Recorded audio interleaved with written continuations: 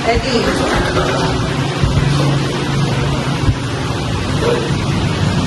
Sa ilalim ng tatlong segundo, magsisimulan po ang pagpupulong.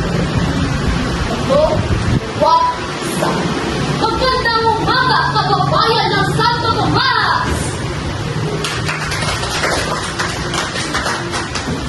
Sama sa salamat sa inyong pagdalo sa pagpupulong na ito na tinatawag natin Laban Kababayan para sa Ligtas na Kapaligiran.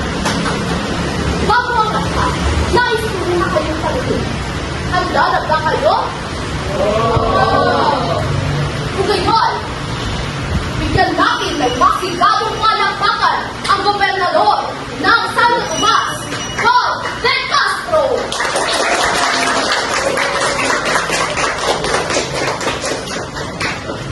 Okay, thank you na rin ako magsiyo. Ang pagpupulong na ito ay para sa ikabubuti ng bawat mamamayan. Hindi lamang sa inyo, kundi na rin sa ating kapaligiran. Upang mapanatili ang ating kaligtasan, nandiyan naman ako makinig at sagutin ang inyong mga opinion at mga tanong. Sino po ang gusto bigyan ng opinion? Tanong? Go! Bakit wala kang ginagawa tungkol sa mga basurang nakabara sa kanal? Kung pwedeng maging salmi ng baka? Tungkol sa problemang iyan na hindi naman ako ang susunod, kundi kayo. Kayong mga kababayan ng Santo Tomas. Kailangan ninyong disiplinahin ang inyong mga sarili. Tama ko? Sino ba ang gusto magbigay ng Go! Bakit hindi ka nag-aabiso na magdarang hindi ng mga klase kapag napuntahan na ang baka o ang ulan? Go! Kawawa naman ka mga estudyante at mga guro.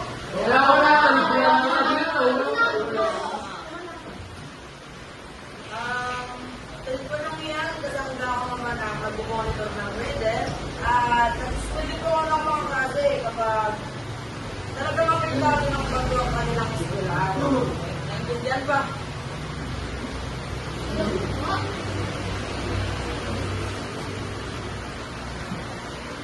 Bro, bumubuo na ang mga lupa mula sa bundok at ang tulong kayo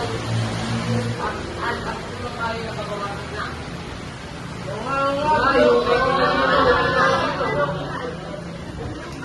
Okay, mga kababayan.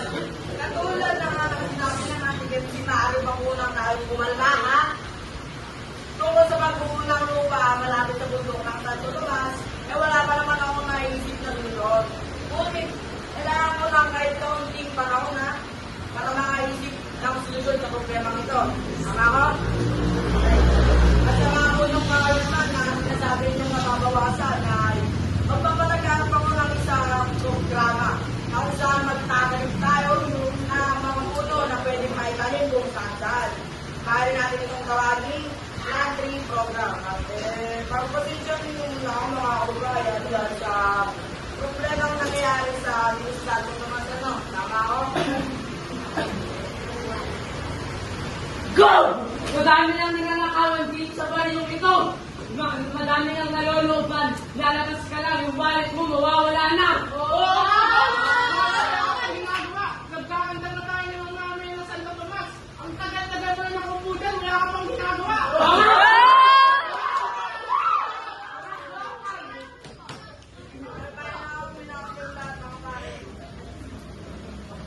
Naintindihan mo naman ang inyong nararamdaman. Ngunit kung matugunan ang sigarin na yan ay yung magpapalaman ng mga programa katulad na ng pagpapatok ng mga polis para lang maiwasan yung mga pagnanakaw na sinasabi mo, kuya.